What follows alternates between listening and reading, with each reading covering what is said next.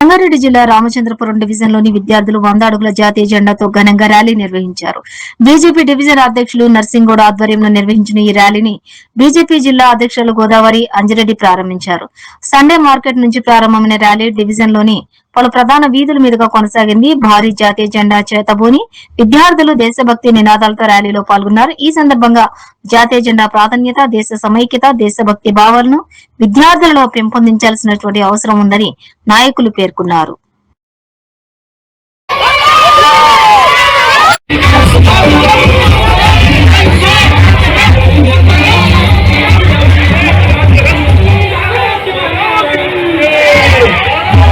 వంద అడుగుల జెండా ఇది 100 అడుగుల జెండా 100 అడుగుల జెండా తోటి మేము ఊర్లో హర్ఘర్ తిరంగా ర్యాలీ చేస్తున్నాం.